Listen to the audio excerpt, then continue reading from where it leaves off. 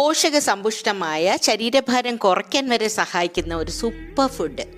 1 cup ഗോതമ്പ് എണ്ണ ചേർക്കാതെ വറുക്കാം. മുഴുവൻ ഗോതമ്പാണ്. അത് വറുക്കുമ്പോൾ തന്നെ നല്ല മണം വരും, നിറം മാറണം. ഇതാണ് പാകം. ഇത് തണുക്കാൻ മാറ്റിവെക്കാം.